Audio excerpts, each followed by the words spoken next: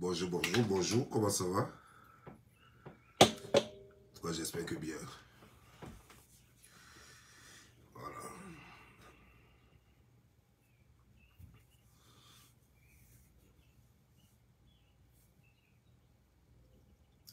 Nous avons été tous témoins sur les réseaux sociaux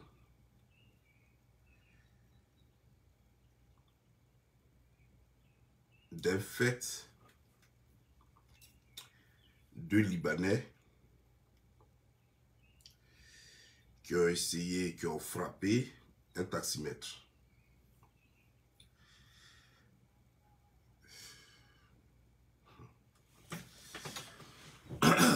Donc, vous allez suivre mon décryptage. Mais avant cela, nous allons parler de Miss Monde, cette Ivoirienne.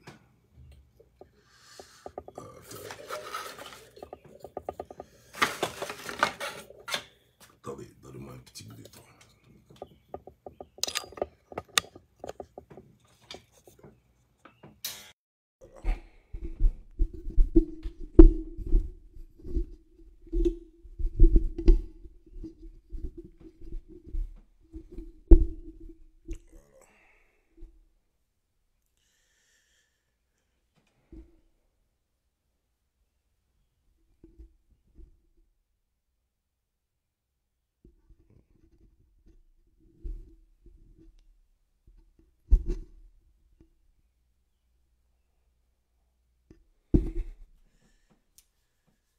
Voilà.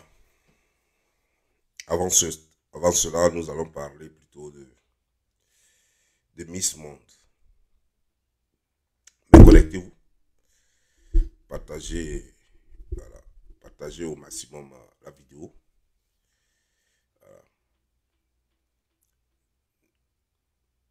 Mettez les likes, mettez vos commentaires, dites ce que vous pensez. Et c'est toujours bienvenu. C'est important. Vos commentaires. Ne mettez pas les commentaires à la con, bien sûr. Voilà, parce qu'il y a des gens qui n'ont rien à dire et qui veulent dire n'importe quoi. C'est pas de ça que je parle. Je parle de vrais commentaires.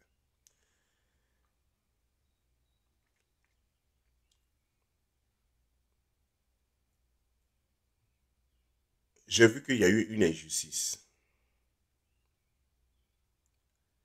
D'abord, la plupart des gens qui étaient là-bas, je me demande sur quelle base ils ont noté les gens. Parce que la Miss Ivoirienne était la plus belle. Et ça, je ne le dis pas parce qu'elle est ivoirienne. Non, non, je ne le dis pas rarement concernant la beauté parce qu'elle est relative. Donc, je fais très attention à ce que je dis lorsque je parle de beauté. Mais lorsqu'on parle de beauté internationale, lorsqu'on parle de critères de beauté dans le monde, dans le mannequinat et autres,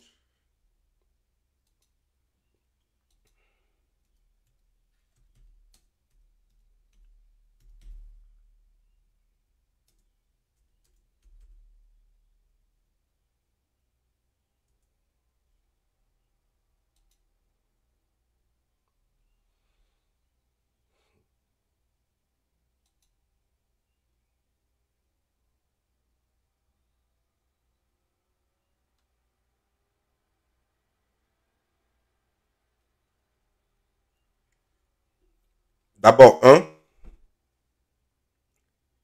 la première Miss Monde même, et la première dauphine ont des visages ovales, des visages larges. Elles ont bien sûr des mâchoires carrées, ce qui leur donne un avantage par rapport aux mâchoires carrées. Mais à part ça, elles ont le corps flax. C'est-à-dire qu'elles ont de la chair qui déborde légèrement. Pourtant, elles ont un corps mince. Ce qui est différent de la Miss Ivoirienne. On ne peut pas choisir des beautés qui ont déjà un corps flax. C'est pas possible. On ne peut pas choisi des beautés à partir d'un corps gras. Ce n'est pas possible. Et déjà, à partir de ces critères, simplement, notre Miss bat. La Miss elle-même, la première Miss elle-même, elle a les pieds légèrement arqués. Notre Miss a les pieds droits. Elle ne peut pas être la Miss. Miss qu'ils ont choisi là, elle ne peut pas être la Miss Monde. Et je me demande donc à partir de quoi ils font leur sélection. En plus, la Miss, c'est reflète le visage. Ça se voit clairement qu'elle se reflète le visage. Ce qui n'est pas le cas de notre Miss. Lorsque je vois ici, on voit clairement que la Miss Monde s'est faite le visage. Elle s'est refaite le visage. Je crois que des gens ont choisi plutôt une Miss parce qu'ils voudraient que la Miss parle de ce qui se passe en Ukraine. Parce que désormais, tout est autour de l'Ukraine. La preuve, lorsqu'elle a gagné, sa déclaration, sa première déclaration, c'est de dire la paix en Ukraine. Ils avaient besoin de prendre, au fait, ils avaient besoin de faire la part belle à la Pologne, parce que c'est la Pologne en ce moment qui reçoit les Ukrainiens. Parce que la Miss, elle est polonaise. La Miss, elle est polonaise, il faut faire plaisir aux Polonais. C'est pourquoi ils ont fait d'elle Miss, sinon celle-là, elle ne vaut même pas Miss. Elle ne peut même pas s'arrêter à côté de Miss, notre Miss là. Elle ne peut même pas. Malheureusement, elle ne peut pas. Et c'est malheureux. Parce qu'on aurait voulu voir un concours équitable. Un concours juste. Parce que notre Miss, elle est la plus belle. Un corps ferme, une minceur pas possible. Elle est gracieuse. Elle avait tout pour gagner. Son seul défaut, c'est qu'elle n'a pas la mâchoire carrée, qui est recommandée partout. Ben, sa mâchoire n'est pas aussi trop mince. Elle est légèrement carrée, mais pas trop assortie, comme les autres. Mais elle avait tout. Elle a des épaules carrées. Elle avait tout. Elle avait tout. Je sais que les femmes de l'Europe de l'Est sont naturellement belles. Oui, ça je le sais. Mais lorsqu'on a une Africaine en face de ces femmes-là, une vraie beauté africaine, elles ne peuvent pas compétir avec une Africaine. C'est vrai qu'il y a beaucoup d'Africaines qui se laissent aller. Mais une vraie beauté africaine, c'est-à-dire que sauvagement naturelle, comme la Miss Côte d'Ivoire. Aucune femme de l'Europe de l'Est ne peut se comparer à une telle beauté. C'est pas possible. Et les gens, ça a été plutôt une élection politique. Cette élection a été juste une élection politique pour faire la part belle à la Pologne, juste parce que la Pologne reçoit leurs réfugiés. Et pourtant, nous, on n'a pas demandé à la Pologne de recevoir des réfugiés. Ce n'est pas notre problème. Nous, on ne vous a pas demandé à vous de former OTAN pour aller faire la guerre à la Russie. Ça, nous, on s'en fout. Ce concours avait été programmé avant votre guerre. Donc, nous, on s'en fout. Et pourquoi vous politisez la chose? Miss Monde est devenue une affaire de politique maintenant. Il faut forcément donner la couronne à une Polonaise qui va dire paix en chose en Ukraine. Alors que l'Africaine, si elle avait gagné, elle n'allait pas parlé de paix en Ukraine. Elle allait dire libérez les pays africains, permettez-nous de vivre, ouvrez l'immigration africaine vers l'Europe, parce que c'est vous qui nous avez colonisés, vous avez maltraité nos parents, vous nous avez rendus esclaves. À cause de tout ça, normalement, libérer les frontières, elle allait dire stop à la maltraitance au niveau de l'Italie, aux immigrés. Elle allait dire stop au racisme dans le monde. Voilà ce qu'elle allait dire. On a préféré donner plutôt la parole à une des leurs parce qu'elle est caucasienne comme eux, parce qu'elle est juive comme eux. C'est pas normal. Et tous les Africains devraient crier cela sur les réseaux sociaux et partout pour dire que c'est une injustice.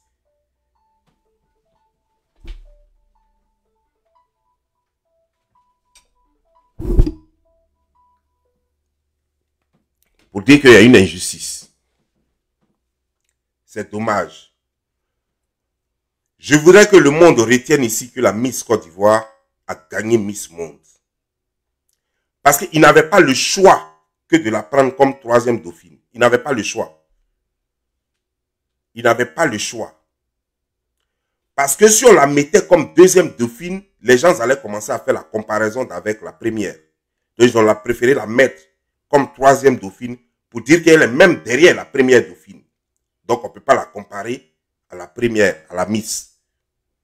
Voilà ce qu'ils ont fait. Sinon, à la rigueur, elle devrait avoir la place de première dauphine à la rigueur. Sinon, elle devrait être la Miss même. Elle devrait être Miss Monde. Et comme vous lui avez volé sa victoire, à la rigueur, mettez-la comme première dauphine. Mais comme vous ne voulez pas cette comparaison avec la première, alors vous l'avez mise comme deuxième dauphine. Et c'est malheureux. Si maintenant des choses comme ça, c'est là qu'on se rend compte combien de fois c'est grave. Parce que le monde est tenu par les Blancs partout, dans tous les domaines. Facebook, c'est pour eux. Quand ils disent que tu ne parles pas de Poutine, tu n'as pas parlé de Poutine. Quand ils disent que tu ne parles pas de cette crise en Ukraine, tu n'as pas parlé de ça. Tu parles de ça, ils vont te restreindre. Et puis tu ne feras plus de vues. Et puis personne ne saura même que tu fais vidéo. Dans tous les domaines, c'est eux. S'ils disent que les Africains, même vous n'allez plus en Europe, là. S'ils disent que leurs avions ne vont plus là-bas, les avions ne vont plus nous prendre. Et puis on n'a pas d'avion. C'est ça qui devrait amener les Africains à réfléchir sérieusement à leur sort. Lorsqu'on voit les choses comme Miss Monde qui est truquée, trafiquée aux yeux du monde, c'est-à-dire que tout est fait là. La Miss même, elle était étonnée même d'être élue. Parce qu'elle ne pensait pas qu'elle allait être élue devant la Miss Côte d'Ivoire. Elle était étonnée elle-même. Ça l'a surpris.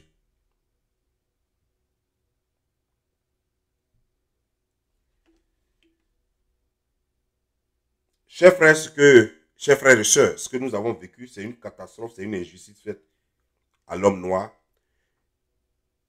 Cette femme, elle a perdu les élections, pas parce qu'elle s'appelle, pas à cause de son nom, pas parce qu'elle s'appelle Olivia. Elle a perdu les élections juste parce qu'elle est noire. Elle n'a pas perdu les élections juste parce que elle s'appelle, elle est ivoirienne. Elle a perdu les élections juste parce qu'elle est africaine. Juste parce qu'elle est africaine. Et si elle a quelque chose à reprocher au monde, elle devrait reprocher quelque chose aux dirigeants africains ou au monde noir. Elle ne doit pas en vouloir aux Blancs. Parce que les Blancs, c'est toujours comme ça. Il n'y a que eux qui comptent. Il n'y a que eux. Et ils organisent leur truc, leur concours. Tu veux participer, il n'y a que eux d'abord. Parce que dans le jury même, avec combien d'Africains dans le jury? Personne. Et même pas un seul Africain. Tous étaient des Blancs. Tous étaient des Blancs. Des Blancs, des gens de l'Amérique latine et j'en passe. Il n'y a même pas d'Africains dedans. Dans ces conditions-là, comment l'Africain peut avoir la chance? La noire qui avait gagné une fois, la seule noire qui avait gagné une fois, pour la première fois dans l'histoire, c'est parce qu'elle venait de choses comme de l'Israël. On voulait faire la part belle à l'Israël. C'est pour ça qu'elle avait gagné. Comme elle avait déjà gagné le concours en Israël, c'est pourquoi elle avait gagné. Sinon, elle n'allait jamais gagné elle aussi. Si elle venait d'Afrique, elle n'allait jamais gagné. Elle s'est présentée comme une Israélienne. C'est pourquoi, malgré ça, ils n'ont pas eu le choix que d'accepter sa peau noire. Sinon, elle n'allait jamais gagné. Ils font comme, au fait, les Blancs veulent faire passer un message pour dire qu'ils ont les plus belles femmes du monde. De sorte que nos filles continuent de vouloir être blanches, d'avoir les cheveux comme les blanches, d'avoir les teints comme les blanches, d'avoir des yeux comme les blanches en mettant des lentilles. Ils veulent complexer encore la peau noire. Ils veulent complexer encore les Africaines. Pour que les Africaines ressemblent aux Blanches. Pour dire que les Blanches sont les plus belles au monde. Donc il faut que nos Africaines soient belles comme les Blanches pour être les plus belles au monde. Et pourtant, ce n'est pas vrai. On fait tout pour sous-estimer, pour minimiser la beauté africaine. On fait tout pour faire comprendre que nos filles ne sont pas belles. Et pourtant, c'est eux qui courent par milliers pour venir chercher nos filles en Afrique. Et c'est eux, même quand nos filles n'ont aucun niveau, même quand nos filles ne travaillent pas, c'est eux qui sont pressés de mettre nos filles dans leur foyer. Pourquoi? Parce qu'elles sont belles. Parce qu'elles ont ce qu'il faut à la place de là où il faut. Ils reconnaissent dans leur foyer que nos femmes sont belles. Ils reconnaissent partout, sur les sites touristiques et ailleurs, que nos femmes sont belles. Mais lorsque il s'agit maintenant de reconnaître officiellement la beauté de nos filles, là, ils ne le font plus. Là, ils veulent que ce soit eux, leurs filles, qu'on reconnaisse comme belles. Mais j'aimerais leur poser une question. Est-ce qu'ils connaissent la beauté? C'est la question que je me pose. Des gens qui ne savent même pas ce que ça veut dire beauté. Les gens qui ne savent même pas ce que ça veut dire la grâce. La grâce du corps. Les gens qui ne savent même pas ce que ça veut dire longue jambe de biche. Les gens qui ne savent même pas ce que ça veut dire d'avoir des fesses calipiges. Des gens qui ne savent pas ce que ça veut dire d'avoir des seins fermes et tenus. Parce que nous, on fête les seins en Afrique. Allez-y en Afrique du Sud. Vous allez voir que les Zoulous fêtent toujours les jeunes filles avec des seins arrêtés, sans soutien. Allez-y à Korogo. Vous allez voir que les fêtes à Korogo, les filles africaines, elles chantent, elles dansent avec les seins arrêtés. Une femme africaine, même jusqu'à plus de 40 ans, ses seins sont toujours arrêtés. Pendant que la femme blanche, à 25 ans déjà, ses seins sont tombés, même quand elle n'a pas encore connu garçon. Et c'est eux qui veulent nous apprendre la beauté. Et c'est eux qui veulent nous parler de beauté. Et c'est eux qui veulent nous dire qu'est-ce que c'est que la beauté. C'est dommage. C'est juste politique. C'est une mascarade électorale. Et ça n'a rien de juste. Ça n'a rien de faire. Et c'est méchant de leur part. Mais qu'est-ce que nous pouvons faire? Qu'est-ce que nous pouvons faire? Rien. À part pleurer. Félicitations à Miss Yassé. Félicitations à Olivia. Courage à sa famille. Et sachez que votre fille a gagné les élections. Mais c'est la politique qui lui a donné la 3e place. La politique de l'OTAN, la politique de l'Europe, la politique du nouvel ordre mondial. C'est ce qui a fait que votre fille n'a pas gagné. Elle n'a pas porté la couronne cette fois-ci. Mais elle a gagné les élections. C'est cette guerre, la Russie contre l'Ukraine, qui a fait perdre votre fille. Parce qu'il fallait honorer la Pologne, qui reçoit à gogo en ce moment tous les Ukrainiens. Et qui rejette les Noirs. La Pologne qui ne veut pas recevoir les Noirs sur leur sol, mais qui reçoivent les Ukrainiens. Et je suis étonné parce que c'est cette même Europe-là qui disait qu'il y avait trop d'immigrants chez eux. Mais bizarrement, ils sont prêts aujourd'hui à accueillir les Ukrainiens. Ils sont prêts à accueillir l'immigration. Moi, je pensais que l'immigration était en surnombre et qu'on n'en voulait plus. Moi, je pensais que l'immigration faisait du tort à l'Europe. Et que finalement, leurs poubelles, il n'y avait plus de place dans leurs poubelles parce que les gens mangeaient à gogo. Et que leur rue était sale, tout ça à cause de l'immigration. Et que finalement, ils n'avaient même plus de maison, ils n'ont pas d'emploi, tout ça à cause de l'immigration. Mais je suis étonné aujourd'hui qu'ils soient prêts à recevoir les immigrants blancs chez eux. Et avec ovation, avec fanfare. Jusqu'à même dans les écoles, les petits Ukrainiens vont à l'école et on chante leur hymne national dans les écoles. On chante leur hymne national spécialement pour leur faire honneur. Et pourtant, il y a eu une guerre au Rwanda provoquée par les Français. Les Rwandais sont allés partout dans le monde, y compris le Canada, partout. Au lieu de les ovationner, au lieu de les accueillir, de les protéger, on n'a fait que leur cracher dessus, les faire souffrir. D'autres même, on leur a refusé même le statut de réfugié. Et cette fois-ci, on ne demande même pas de preuves à des Ukrainiens. Et pourtant, n'importe quel blanc là-bas vers leur côté peut se faire passer pour Ukrainien aujourd'hui, ne serait-ce que pour gagner l'Europe. Mais on ne leur demande même pas des preuves. On ne leur demande pas des photos, ni des images, des trucs pour prouver qu'ils aient été mal dans leur pays.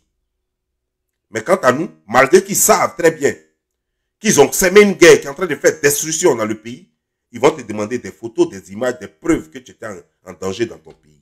Ils vont te demander tout ça. Tu dois faire une procédure qui va suivre son terme pendant longtemps avant qu'on ne te donne le statut de réfugié. Pour les Ukrainiens, automatiquement, c'est-à-dire que dès ils disent qu'ils sont Ukrainiens déjà, on n'a pas besoin de procédure. On leur donne ça avec toute l'assistance qui va avec.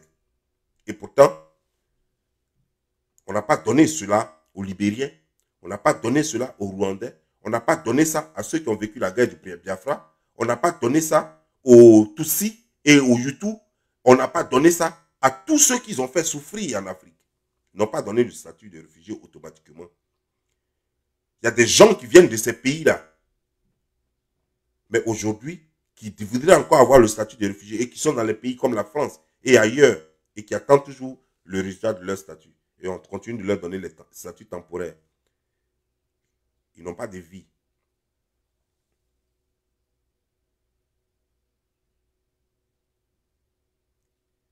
C'est dommage, c'est malheureux. C'est là que vous devez savoir que on a beau vivre avec les Blancs, jamais nous serons amis. Nous sommes dans une fraternité et dans une amitié d'intérêt. Le Blanc, il est ami avec toi, tout va bien que lorsque dans son... Vous qui vivez avec les Blanches et puis les Blancs, c'est à vous je parle. Sachez que même s'ils vous aiment, ils vous font croire qu'ils vous aiment, les Blancs ne vous aiment pas. Ils vous considèrent toujours comme des sous-hommes. Ne pensez pas que parce que vous baisez avec lui, parce que il se met nu et que vous mettez nu devant lui, que vous mangez dans le même lit, vous mangez dans la même table, vous mangez sur la même table, alors, qui vous considère. Ça n'a rien à voir. En lui, il sait ce qu'il pense de vous. Et quand il est avec ses amis, il sait ce qu'il pense de vous. Il a un discours quand il est avec vous. Il a un autre discours quand il se retrouve avec ses frères et ses parents. Les Blancs ne vont jamais nous aimer, ni aujourd'hui, ni demain. Les Blancs ne vont jamais nous aider. Je suis désolé, prenez ça comme vous voulez. Vous voulez, croyez-moi, vous voulez, ne me croyez pas. Je parle juste. Je me parle à moi-même, je parle juste au vent. Mais je dis que les Blancs ne vont jamais nous aimer. Et désormais, quand vous collaborez avec un Blanc, que ce soit en relation platonique, relation d'affaires, peu importe la relation, pensez à votre intérêt, pas à son intérêt, ou à un intérêt commun. Ne pensez pas à un intérêt commun. Pensez à votre intérêt. Si vous ne gagnez rien dans la relation, qu'elle n'existe même pas même. C'est-à-dire que tant que vous vivez chez le Blanc, si vous êtes femme africaine et vous vivez chez un Blanc, s'il n'a pas construit chez vous, si le temps passe, que tu vois que tu ne gagnes rien, si c'est juste manger, baiser, ma soeur, prends tes bagages, quitte là. Vaut mieux rester encore avec ton frère noir que de rester avec un Blanc.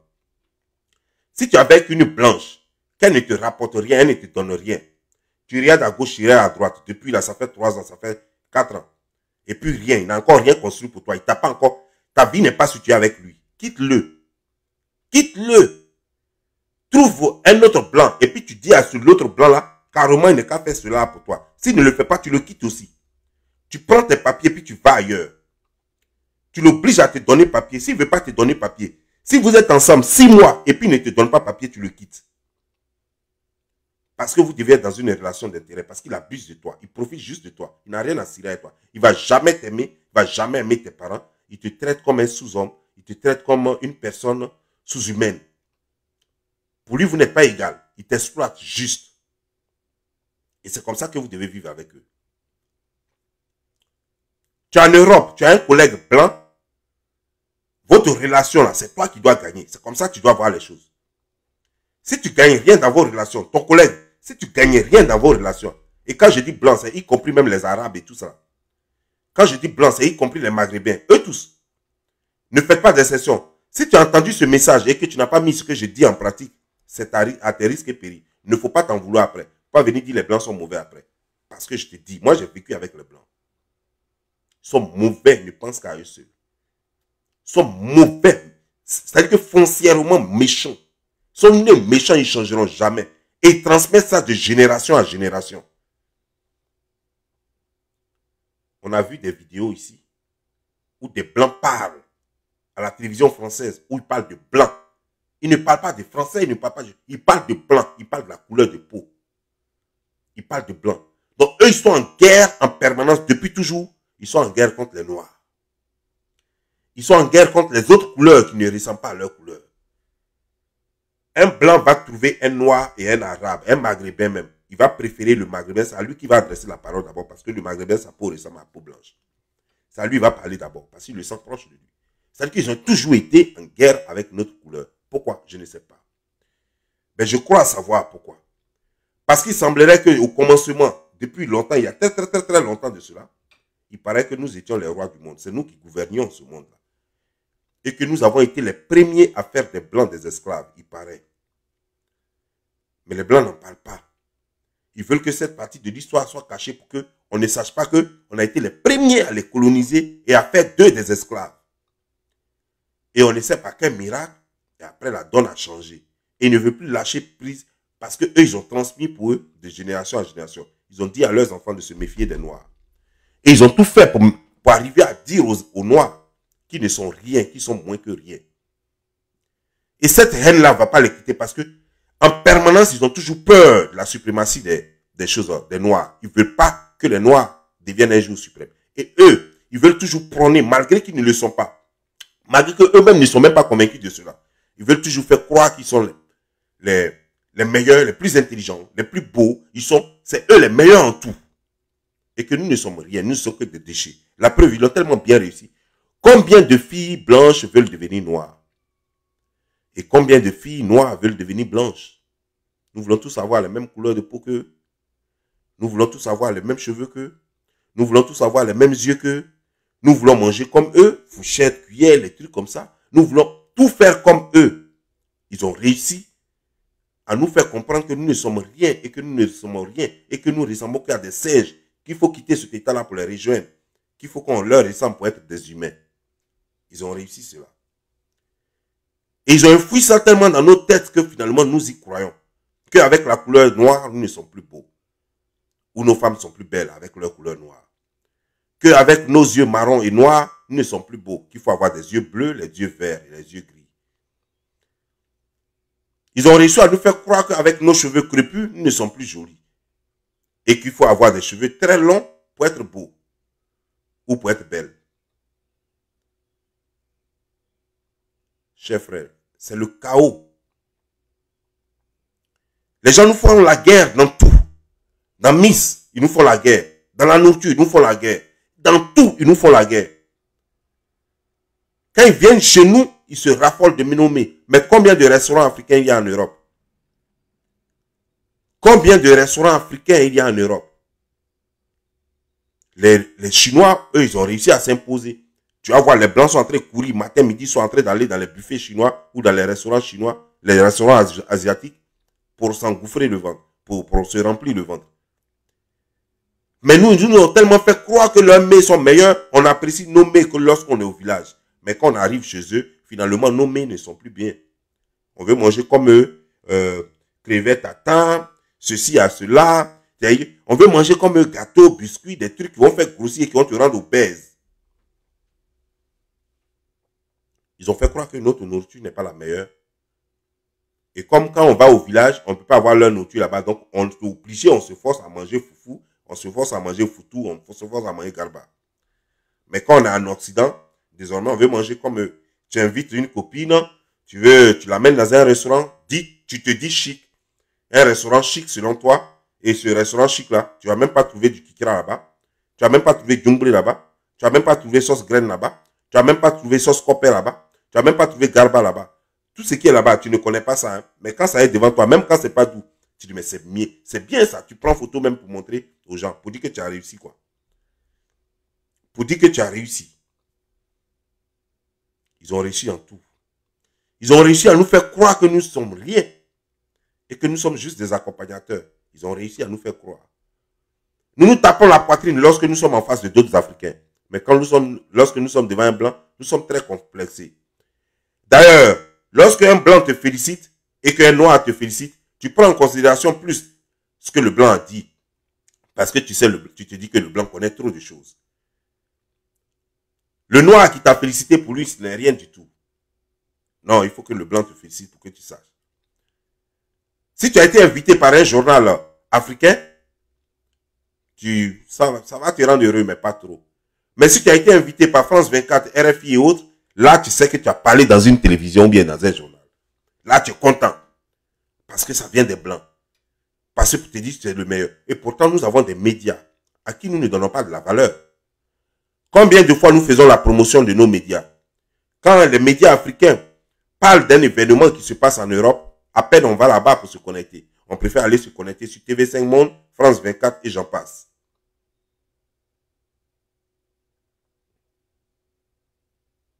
Voilà quelqu'un qui vient de faire un commentaire qui me dit, viens en Afrique alors. L'endroit ne change pas les gens. C'est l'homme qui change l'endroit. Tu as compris? Le fait d'être aux États-Unis ne veut pas dire que je n'ai pas ma vision. La preuve, je suis aux États-Unis et puis il fait cette vidéo-là. Je suis citoyen américain et puis il fait cette vidéo-là. Ça n'a rien changé en moi, le fait d'être aux États-Unis. C'est juste un endroit que j'ai choisi pour ma sécurité et pour mon bien-être. Mais cet endroit, c'est un endroit du monde. Dis-toi que les Américains n'ont pas toujours été ici. Ils sont venus de partout et puis constituer les États-Unis. Tu comprends? Donc si je suis là, je suis venu aussi comme tous ceux qui sont venus avant moi. Et ça ne me permet pas, ça ne me fait pas oublier mon objectif. J'ai un objectif à atteindre. J'ai ma vision, j'ai ma culture, j'ai ma façon de voir la vie. Parce que pour vous, rester à l'étranger, se réclamer africain lorsqu'on est aux États-Unis, c'est lorsqu'on envoie l'argent et qu'on fait des dons. Pour vous, c'est ça, être africain. Ah oui, là, c'est un bon africain. Parce qu'il fait des dons, il nous envoie l'argent. Moi, ce genre d'africanisme-là, moi, je ne suis pas dedans. Parce que je n'ai jamais vu quelque part où on dit que pour être frère à quelqu'un, il faut lui envoyer l'argent. Je n'ai jamais vu quelque part où on dit que pour revendiquer sa culture, il faut envoyer des millions. Où il faut faire des dons. Il faut se transformer en ONG pour dire que je suis africain. Non. Les Africains ont des problèmes. Tout le monde a des problèmes en Afrique. C'est connu depuis toujours. Autant vous avez des problèmes en Afrique et que vous cherchez les dons là, autant moi aussi j'ai de la famille aussi qui cherche des dons. Donc de vous à ma famille, c'est à qui je devais faire des premiers dons. C'est à ma famille d'abord. Parce qu'elle passe avant vous. Et dans ma famille, sachez qu'il y aura toujours des pauvres. Il y aura toujours des pauvres parce que je n'ai pas suffisamment d'argent pour rendre tout le monde riche. Même les Didier Drogba qui sont riches n'ont pas encore réussi à rendre toute leur famille riche. Il y a des gens encore dans leur famille qui n'arrivent même pas à manger 3 fois par jour. Le Didier Drogba que vous connaissez, qui est milliardaire, qui est multimilliardaire. C'est de lui que je parle. Donc le fait que je sois en Occident et que je parle, le fait d'être en Occident, je n'ai pas choisi l'Occident parce qu'ils sont plus intelligents. D'ailleurs, ici, le coton qui les a rendus riches a été fait par les travailleurs noirs, par les esclaves noirs. Le chemin de fer qui leur permettait de bouger au départ, parce qu'ils ont commencé par des chemins de fer. Ces chemins de fer ont été construits par des noirs. Par les noirs esclaves. Tout ce développement que vous voyez aux États-Unis, ça a commencé quelque part par les noirs. Sinon avant l'esclavage, l'Occident n'était pas aussi développé comme ça. Tout ce que les Occidentaux ont aujourd'hui là, ils doivent ça aux esclaves. Donc mon frère, je suis exactement là où il faut être. Je suis là pour être témoin de l'histoire. Je suis là pour écrire mon histoire. Tu comprends? On n'a pas besoin d'être en Afrique pour écrire l'histoire de l'Afrique. Parce que les Africains, quel que soit votre pays, vous n'avez jamais été toujours là. Nous sommes tous venus du Soudan. Qu'on soit Ivoirien, Béninois, Togolais, Camerounais et j'en passe. Nous sommes tous venus du Soudan. Le Soudan, qui était juste à côté de l'Égypte. Donc nous sommes tous venus de l'Égypte et du Soudan. Pour répandre le reste de l'Afrique. Le monde africain n'était pas aussi peuplé qu'il est maintenant. L'Afrique ne regorgeait pas du monde comme il le fait maintenant. Au fil des années, il y a eu plein d'Africains. Si on dit toi une chose, on était tellement en petit nombre qu'il y avait l'espace ailleurs. Il n'y avait pas de frontières. Donc n'importe quel Africain pouvait fuir la guerre, pouvait partir quelque part, s'installer comme il veut, comme il veut. S'installer où il veut, comme il veut. C'est comme ça. C'est les colons après qui ont dit que ici ça s'appelle Côte d'Ivoire, ici ça s'appelle ceci, ici ça s'appelle cela. On est tous partis de quelque part. Donc ne pense pas que là où tu es là, c'est là que tu es, tes parents, c'est de là que viennent tes ancêtres. Tes ancêtres n'ont pas été toujours là. Donc si je suis ici aujourd'hui, sache que un jour on oubliera que moi je venais de Côte d'Ivoire et tous mes enfants, leurs enfants et leurs enfants et leurs enfants, on dira qu'ils sont américains.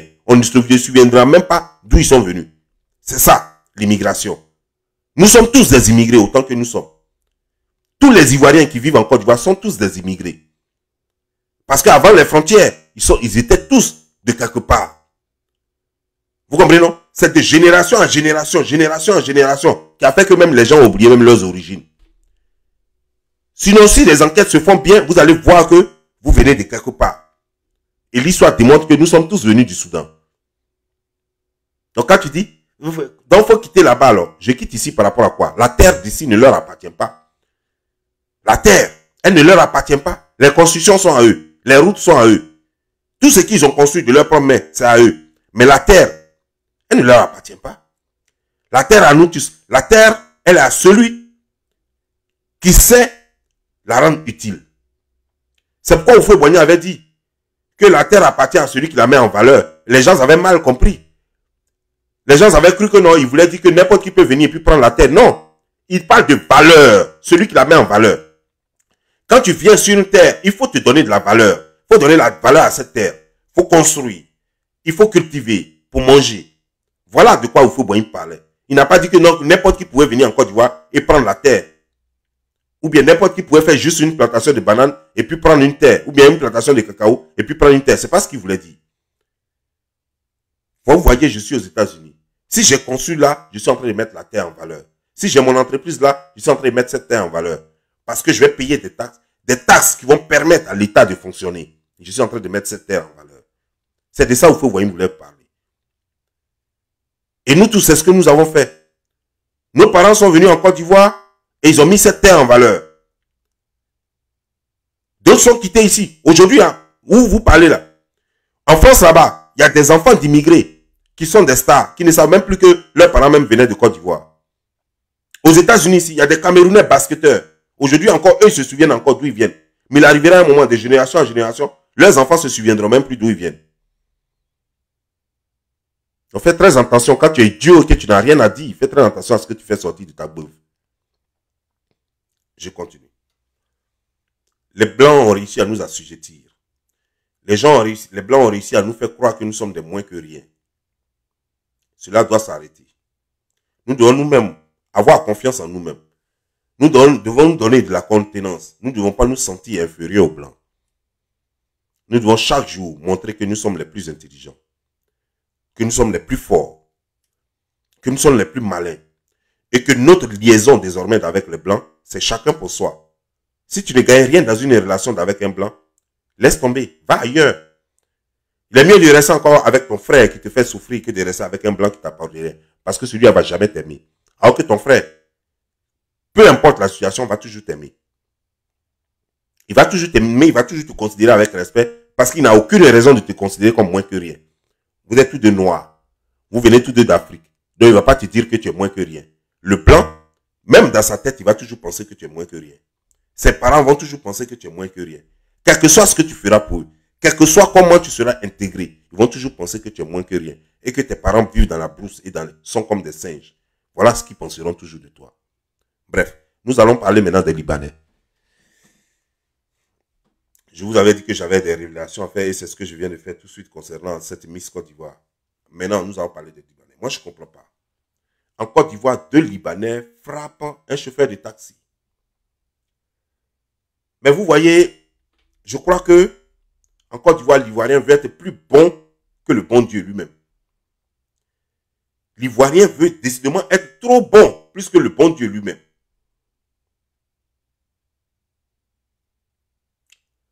J'arrive pas à comprendre que 2 Libanais se ruent sur un Noir en Côte d'Ivoire, dans un pays des Noirs. D'abord, je vous signale, pour ceux qui ne le savent pas, qu'un seul Noir ne peut même pas porter main, j'ai dit porter main, à un Libanais au Liban. Un seul Noir, je n'ai pas dit 2. Il ne peut pas oser porter main à un Libanais au Liban. Un Noir au Liban peut même pas insulter. Je ne parle même pas de porter main, je parle d'insulter. Un Noir au Liban, peu importe ses origines, mais un Noir au Liban ne peut pas insulter un Libanais.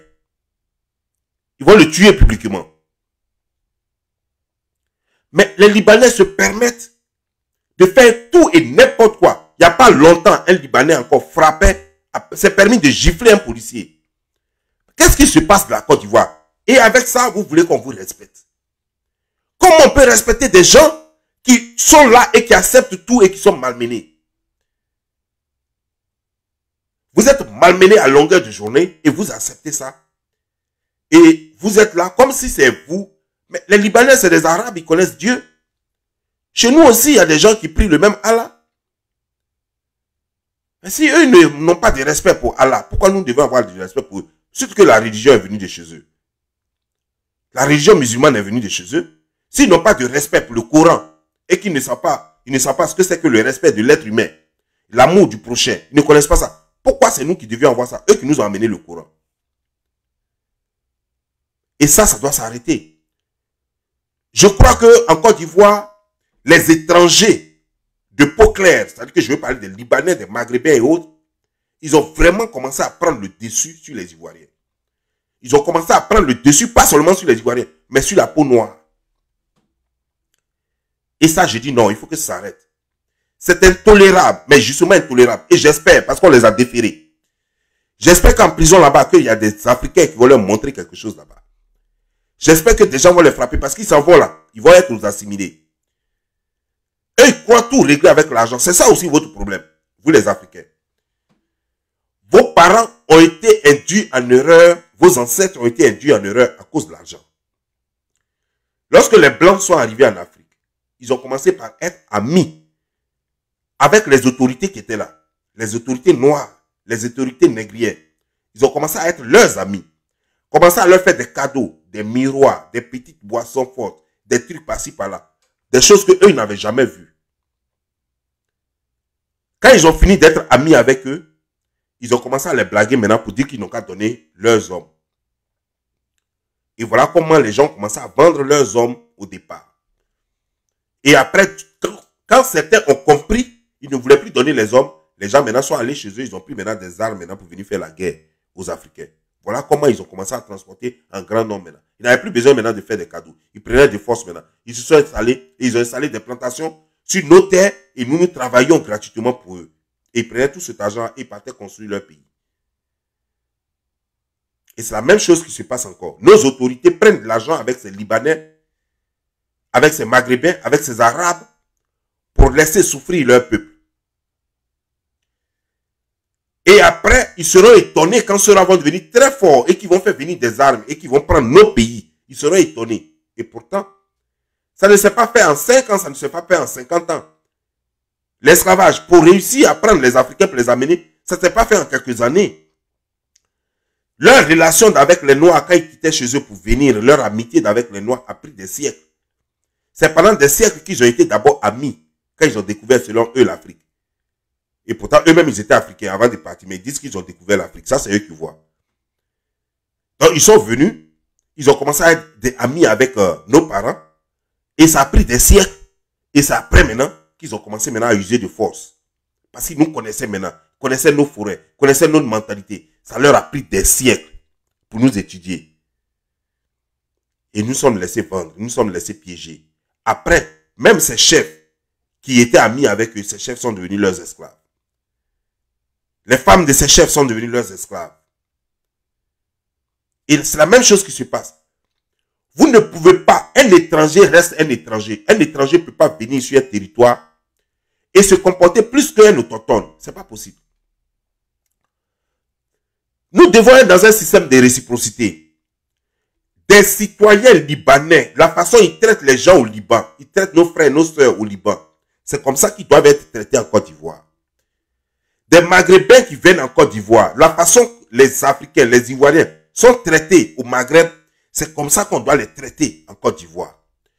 Si nous sommes bien traités chez eux, ils seront bien traités chez nous. Si nous sommes maltraités chez eux, ils doivent être maltraités chez nous. Si l'un blanc vient en Côte d'Ivoire, la façon le blanc traite le noir chez lui, c'est comme ça qu'on doit traiter ce blanc-là en Côte d'Ivoire. Nous sommes dans un monde de réciprocité. Et c'est comme ça que vient le respect. Si tu laisses quelqu'un te maltraiter et que toi tu ne dis rien, il est déjà, d'office, il est supérieur à toi. Vous voyez, il y a des pays qui n'ont pas de visa. Ça veut dire que je prends l'exemple. Les Américains n'ont pas besoin de visa pour aller dans certains pays. Et bizarrement, ces pays-là, eux, ils ont besoin de visa pour venir aux États-Unis. Ça prouve déjà que l'Amérique se met au-dessus d'eux. L'Amérique est donc supérieure. L'Ivoirien, l'Américain n'a pas besoin même d'un visa électronique pour aller en France. Le Français, pour venir aux États-Unis, a besoin d'un visa électronique. Ça prouve déjà que l'autre est là et l'autre est ici. Le visa électronique, tu le prends en ligne. Ça ne prend pas quelques minutes. Mais tu as quand même besoin de toi en tant que Français, tu as quand même besoin de ça pour venir aux États-Unis. Moi, en tant qu'Américain, je me lève, je prends mon passeport, je paye mon billet d'avion, je m'en vais. Je n'ai même pas besoin de partir sur Internet pour prendre visa. Pour prendre quoi que ce soit. Je n'ai même pas besoin de réservation d'hôtel. La fois dernière, une fois là, d'habitude, je prends réservation d'hôtel parce que j'ai forcément besoin de dormir dans un hôtel. Quand j'arrive, je suis fatigué, je n'ai pas le temps de chercher hôtel. Mais une fois, je voyageais, mon intention n'était pas de rentrer en France. Mais, j'étais tellement, je devais attendre 5 heures ou 7 heures d'escale à l'aéroport de Charles de Gaulle là. Donc, je suis sorti. On m'a pas demandé si j'ai une réservation d'hôtel, rien. Je suis sorti de l'aéroport. Je suis sorti de l'aéroport. Vous voyez, ça veut dire, alors que c'était même pas prévu même que je rentre en France. Mais je suis quand même rentré parce qu'il n'y a pas de... Je pourrais rentrer comme je veux. On m'a pas demandé visa électronique. On m'a pas demandé une condition. On m'a même pas demandé hôtel. Rien. C'est ça le problème. Lorsque vous vous comportez comme ces pays se croient déjà supérieurs, les Chinois maltraitent les Noirs et les Chinois ne sont pas maltraités en Afrique. Mais comment voulez-vous que les Africains soient respectés en Chine? Les Asiatiques maltraitent les Noirs et les Noirs ne sont pas les Asiatiques maltraitent les Noirs, mais les Asiatiques ne sont pas maltraités en Afrique. Comment voulez-vous que les Africains qui vivent là-bas soient respectés? Les Blancs sont racistes avec les Noirs chez eux et nous sommes très accueillants chez eux, chez nous. Nous les recevons, nous leur donnons tout. Souvent même, nous prenons tout notre temps pour mettre à leur disposition. Mais comment voulez-vous que les Blancs nous respectent? Si nous appliquons la réciprocité, vous allez voir que ces Blancs allaient être obligés de nous respecter. Vous allez voir que ces Arabes allaient être obligés de nous respecter. Vous allez voir que ces Asiatiques allaient être obligés de nous respecter. Même Inde là aussi. Inde aussi. On frappe, on tue les Africains là-bas, puis ça ne va pas quelque part. Même au Brésil, dans les pays de l'Afrique, de l'Amérique latine, on maltraite des pays pauvres aussi, comme nous. On maltraite aussi le noir là-bas. Et puis, il n'y a rien. Puis c'est normal. Parce qu'ils n'ont même pas peur de le faire. Parce qu'on n'applique pas la réciprocité. Le jour où l'Africain va commencer à comprendre la réciprocité, et je ne parle pas de réciprocité seulement en tant que d'État à État, ou bien de peuple à peuple. La réciprocité même dans votre comportement. C'est-à-dire que tu as un ami même. La façon il se traite, c'est comme ça, il faut le traiter. Il te traite mal, il faut mal le traiter. Tu as un ami même dans la vie là même, tu as un ami qui ne te respecte pas, il ne faut pas le respecter. Il y a des gens qui t'écrivent. Il ne faut pas croire que c'est une erreur. Hein. Quand quelqu'un se lève matin et puis t'écrit, sans te dire bonjour et puis il te parle, il t'envoie un message, sache que celui-là ne te respecte pas. Désormais, si tu lui écris, elle ne dit pas bonjour. Il y a des gens comme ça. La personne se lève matin, la personne, vous n'avez pas encore causé. On lui dit bonjour, comment ça va? Et tout un de trucs. Ah, j'ai vu tel truc, ou bien tata de truc, ou bien tata, ou bien je voulais te dire ça. Non, non, non. Directement, la personne se lève et puis la personne fait un message. Sache que dans le conscient et dans le subconscient de la personne ne te respecte pas. Ça sont des signes que la personne ne te respecte pas. Il y a deux choses que tu peux faire. Tu peux continuer la communication avec la personne en lui manquant aussi de respect, en ne lui disant pas bonjour, en lui parlant comme tu veux, sans respect. Et ou alors, la deuxième chose, c'est de couper carrément les poings à la personne. Ne même plus parler avec la personne. Tu as les deux solutions. Parce que c'est une personne qui ne te respecte pas. Parce que si la personne respecte une personne, tu vas voir que la communication que la personne a avec d'autres personnes et la communication que la personne a avec toi, c'est carrément différent. Là-bas, la personne se sent obligée de dire bonjour. Parce que la personne a un grand respect. Parce que la personne a peur des représailles.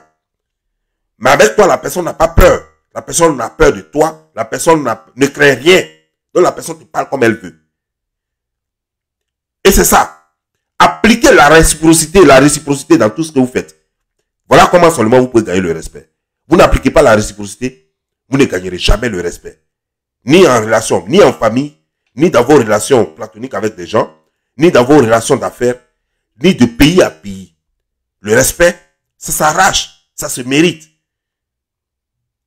Si tu n'imposes pas le respect, personne ne te respectera. Si c'est, je vous laisse porter au bien et que Dieu vous bénisse. C'est Libanais là.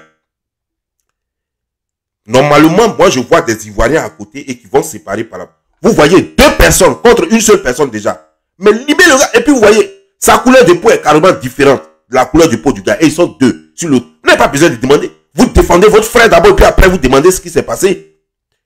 Mais vous laissez les 2 là se ruer sur le gars et vous vous contentez de séparer.